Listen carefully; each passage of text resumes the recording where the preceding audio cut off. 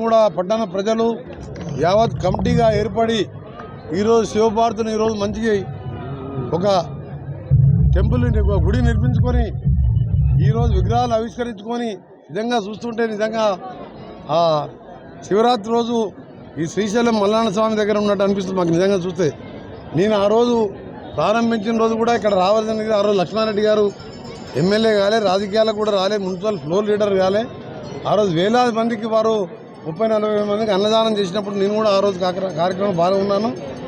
ఆ రోజు చెప్పిన ఒక మాట, ఏది ఏమైనా సరే విగ్రహం ఆ రోజు పూర్తయిన తర్వాత ఎక్కడ ఉన్నా ఢిల్లీలో ఉన్నా సరే తప్పకుండా వస్తానని చెప్పిన.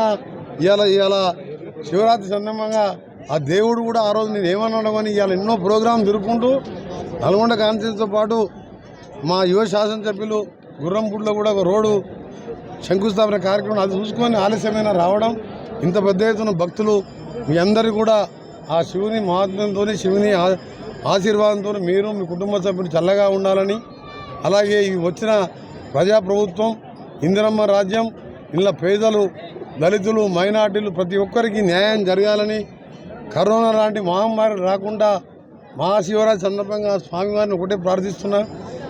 ఈరోజు వచ్చే 5 సంవత్సరాల్లో మేము చెప్పిన కార్యక్రమాలే కాదు ఇంకా చెప్పని కార్యక్రమాలు చేస్తూ పేదవానికి రైతులలో మహిళల్లో ముఖంలో చిరునవ్వు చూడాలనేది మా కాంగ్రెస్ పార్టీ, మా ముఖ్యమంత్రి, మంత్రులు, మా ఎమ్మెల్యేల, మా నాయకుల కోరిక.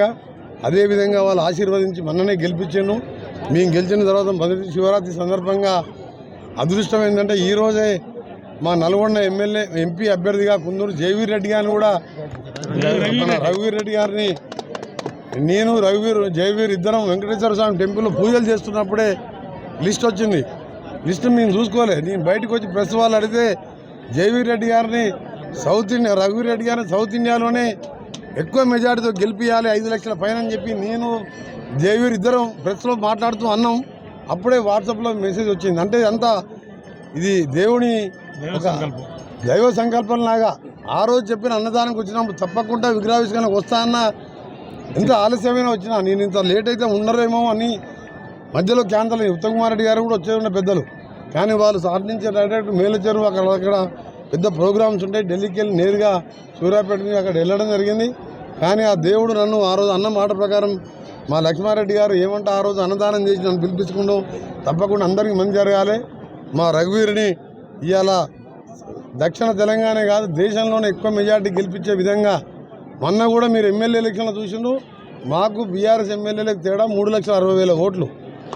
మా కార్యకర్తలకు కోరుతున్నాం, 3 నెలల్లో మేము ఒక్కరోజు పండుకోకుండా ఒక్కరోజు విశ్రాంతి లేకుండా ముఖ్యమంత్రి నుంచి మంత్రులు ఎమ్మెల్యేలు నాయకులం ప్రజలకు అందుబాటులో ఉండి ఇవాళ ప్రగతి భవన్ గేట్లు తెరిచేసి వేలాది మంది ప్రగతి భవన్లో, మా మినిస్టర్ క్వార్టర్స్లో, మా ఇళ్లల్లో మేము సెక్రటరియట్లో కూర్చుంటే ఎప్పుడు ఒక్కొక్క మినిస్టర్ ఛాంబర్ దగ్గర 5-6 వేల మంది ఉంటుంది. సమస్య లేని ఇల్లు ఉండదు, పరిష్కారం లేని సమస్య ఉండదు. బంధాలు గొప్పవి, బాధలు చిన్నవి.